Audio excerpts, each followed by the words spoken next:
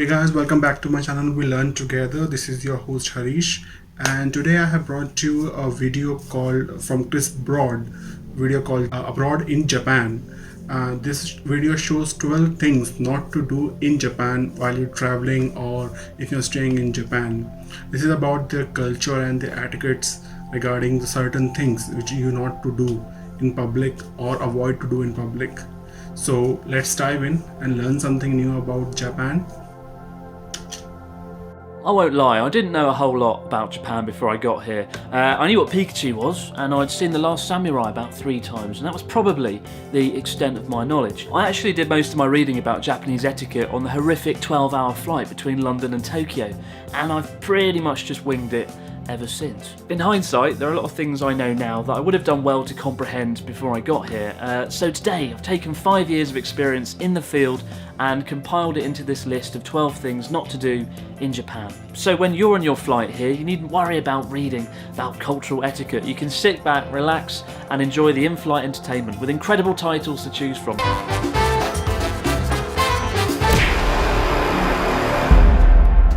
So walking down the street whilst eating and drinking isn't illegal. You're not going to get shouted at and you're not going to get arrested by Ace Detective Sherlock Bones. But what you will get is the stare of disapproval.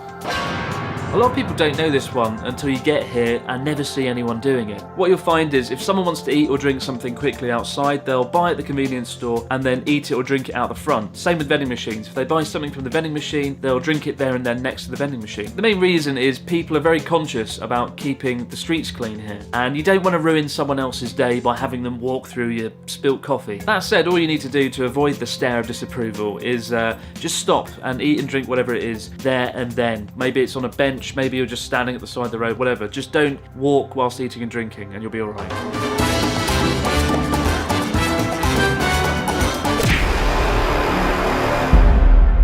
3 things to point out here. Number 1, never put your chopsticks upright into the rice, as this is part of a ritual conducted at funerals when offering rice to the spirits of the deceased. Similarly, number 2, never pass things from chopstick to chopstick, because again, this is done during funerals to pass the bones of cremated relatives, so that kind of imagery doesn't go down well over dinner, as you'd expect. Probably best not to conjure up imagery surrounding death before you've even had your lunch. Oh, and thirdly, don't do the rubbing of the chopsticks. You know when you open wooden chopsticks, you like to do that to get rid of the splinters, and just because it's fun. Everyone loves doing that, right? But don't do it in Japan because it's seen as rude to the owner, because you're basically saying, oh, your chopsticks are probably cheap, which, let's face it, they probably are. But in fact, they usually definitely are.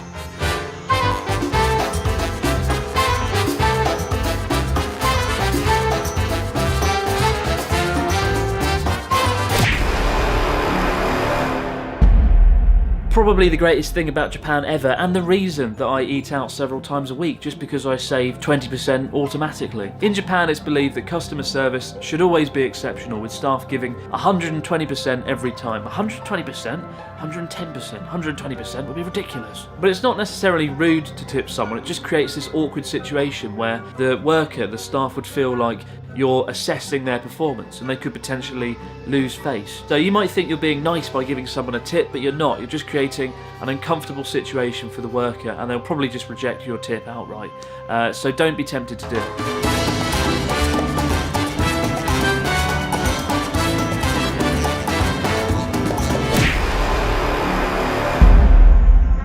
There's a real emphasis on being mindful when you're using public transport in Japan that's often completely absent in many countries. Numerous of the times that I've been riding a train in the UK and someone nearby has been screaming at their partner down the phone, and I felt like I was part of the argument, like some kind of unpleasant 4D experience. But given Japan's density, it's especially important to be mindful when you're stuffed in a train alongside fellow commuters, many of whom are sleeping as well. With that in mind, don't ever talk on your phone on the train. That's a massive, no thing to do here. And even talking loudly is looked down upon. If you're on a local train or a subway train and you get a phone call, just ignore it until you get off. And if you're on a bullet train, you can go to the little compartment in between the carriages and take your call there.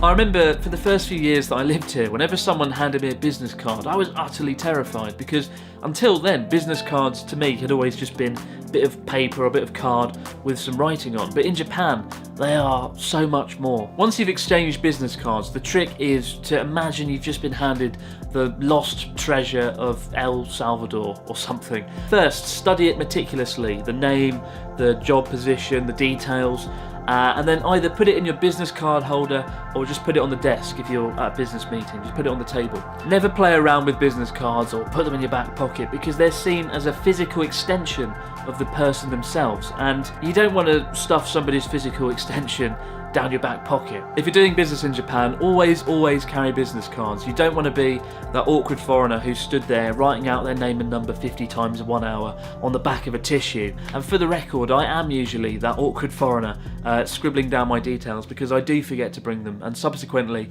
I hate myself when it happens.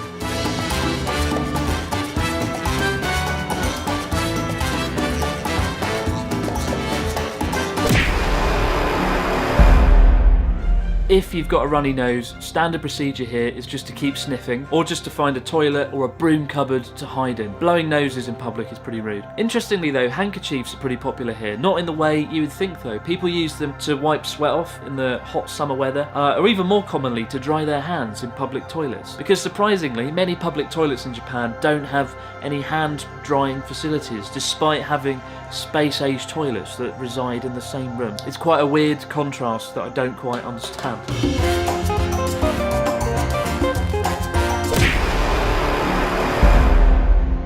Physical contact in Japan isn't really a thing. You'll bow a lot, you'll nod enthusiastically daily, but occasionally you might shake hands with someone if they're a good friend or a business client that you get on well with, but generally I avoid it unless someone makes the first move. And hugging in particular doesn't go down well. It's just met with expressions of awkwardness and despair. And also amongst couples, public displays of affection are phenomenally rare here, so don't be surprised if you get the stare of disapproval if you're kissing your partner frantically in the street.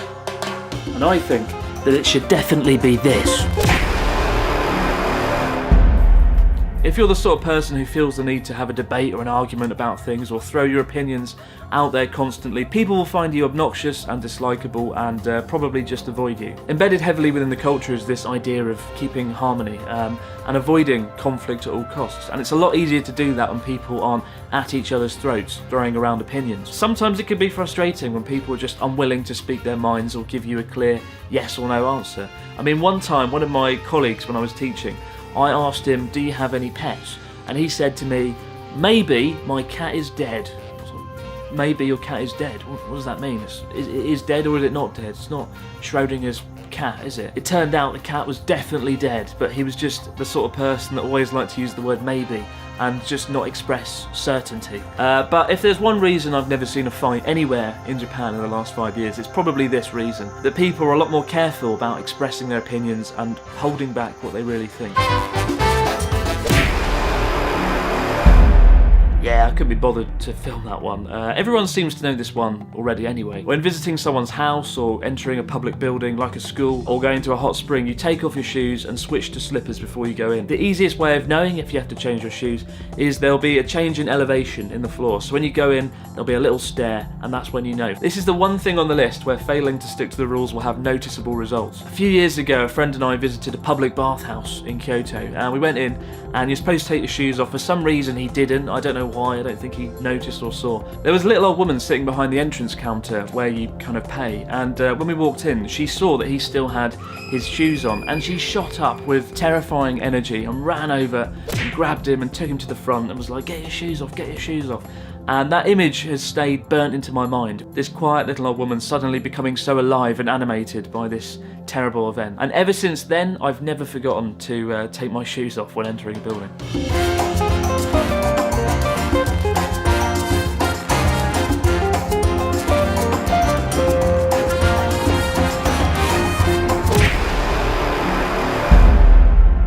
For whatever reason, rubbish bins and trash cans are disturbingly rare in Japan. Outside of convenience stores, it can be a nightmare to find one. And the reason I put this on the list is because so many people, so many of you guys message me on Twitter saying, "I'm in Tokyo, and I can't find a bin. What should I do? I've wandered through Tokyo for up to 20 minutes sometimes just in search of a bin and can't find one. The streets though, despite that, are shockingly clean here because people, if they can't find a bin, they just take the rubbish home with them. It can feel like some kind of mini game sometimes, going in search of a bin, because when you do find a bin you feel a real sense of achievement. But despite that, don't be tempted to litter. Just keep trying and you'll find a bin one day.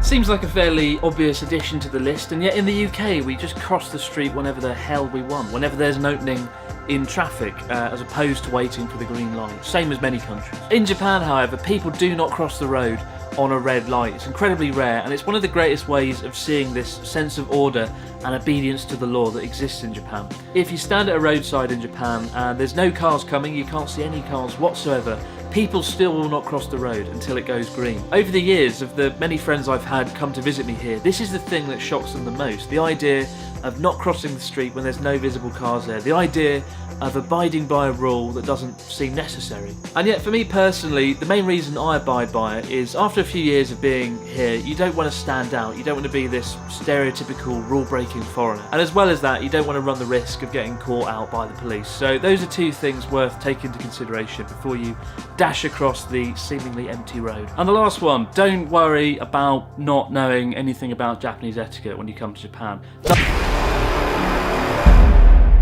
As I said earlier in this video, there aren't going to be any real consequences to not following any of these things, apart from maybe the footwear one. That's quite scary. You don't want to get dragged off by an old woman. The reason I say don't worry too much is because I find a lot of people come here and they're very nervous and very anxious about following the etiquette they don't really comprehend. And that includes even me. When I came here, I didn't know anything. And I was constantly anxious and nervous that I was making mistakes. But really, as a foreigner in Japan, you get a kind of a free pass to make mistakes. People are understanding and they're kind and they will let you off. So don't become too nervous about following all the rules. Do your best, but don't become a nervous wreck. So those are my 12 things not to do. That's it for the video, guys. I hope you like this video. Few things I liked it very much in Japan. First, do not eat and drink while walking. The people feel disrespected and they will give you a stare. Stand aside, sit on some bench in front of the store. You can in front of vending machine, just take it and eat it over there. Do not eating and drinking while walking. It's a way to respect the other people and make sure the roads are clean. That's a good point, and many European countries have this kind of rule. Not particularly any kind of fine is there, but still they have this kind of culture in many places. Second, the most important thing, that don't tip after dining in a restaurant or somewhere, because in Japan they might feel that you are disrespecting them by giving them a tip, and you are evaluating their work by giving them a tip. So don't tip them after having a dinner or dine in some restaurant. Third, and the most important, what I like in Japan, that people don't use their cell phones in public transportation, because like in Japanese people, they work very hard, almost 16 to 18 hours or a day. Especially in public transportation, they won't give a chance to take a nap. They won't leave a chance to take a nap. So for their convenience as well as for other people's convenience, not to speak loudly in train, they don't use phones in public transportation. Always, if you have an important call, just turn them off, ignore it, or send the message that you will call back. Fourth thing, the most important one, the business card. Like in European country and the other Asian country, the business card doesn't meant much, but in Japan, the business card is a person identity, and they take it very seriously about how you treat the business card. So you should consider as a person identity and respect in such a way. You don't want to be disrespectful to them. Another information, like don't blow your nose in public. always consider to carry a handkerchief while traveling to Japan. Just make sure, because like in many Asian country, they don't provide napkins or tissues to blow up your nose, especially in public. You have to find a restaurant, or you have to find a bathroom, a public bathroom, to blow your nose. And please don't do that in public area. The people might feel disrespected, and they ask you to leave, or they'll ask you to be aside, which you won't feel comfortable with. So that's it for the video, guys. I hope with this video you have learned something new today. Till next time, peace out.